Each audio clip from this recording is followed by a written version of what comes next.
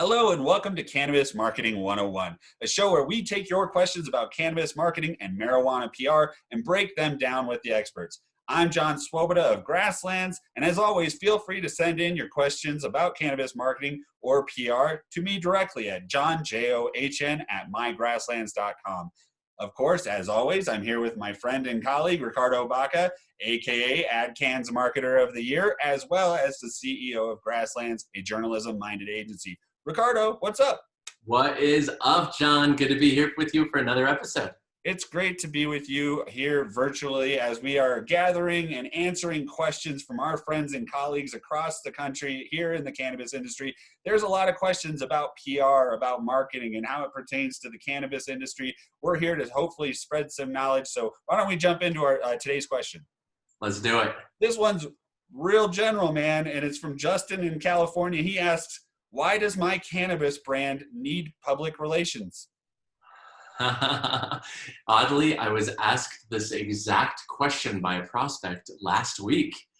Definitely made me sweat a little bit, but it's like, let's be real, let's break this down. So why does your cannabis brand need public relations? So maybe you're seeing competitors and other businesses show up in media outlets. They're being quoted in Cannabis Business Times or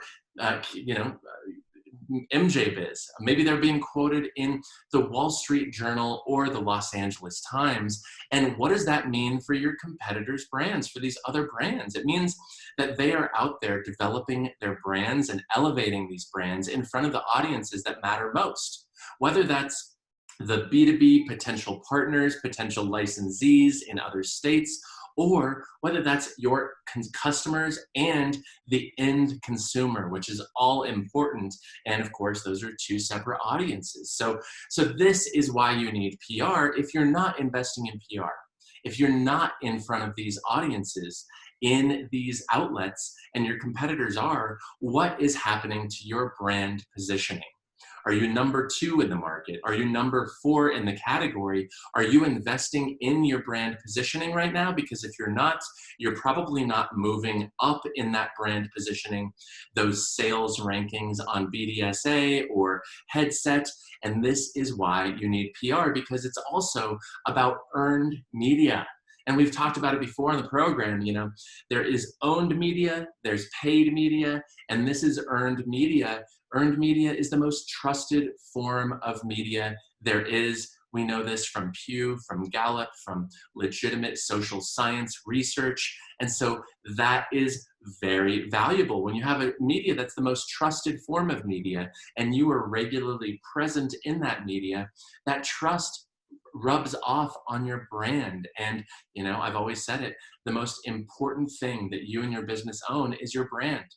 Mm-hmm. And so a trusted brand is so immensely, immensely valuable. And earned media and PR is one of the ways you can get to be that trusted brand, that elevated brand, that well-positioned category leading brand. Especially in such a competitive industry like cannabis, everybody is out there trying to build the coolest looking logo or the best looking packaging. And that's all fine and dandy for some sales, but really to build the awareness for your consumers and to really get into their subconscious. So when they're going into the store, they see all these different brands, for example, they're subconsciously thinking, I saw this brand in Rolling Stone or High Times or whatever is going to resonate with that particular consumer, and it's likely going to lead them to purchase that product and your brand. So I think with with public relations, it's not just getting your message out, but it's also building up that thought leadership, that subject matter expert. You know your stuff, and we're going to tell that story for you. Right? I mean, everybody has a story in this industry. Everybody's been doing it for X amount of years and they've seen this and seen that, but very few people are actually getting their story out. You talk to them at the conferences, it's cool to hear those OG stories, but they're not really getting out into the public. So that's kind of what PR does for them, right?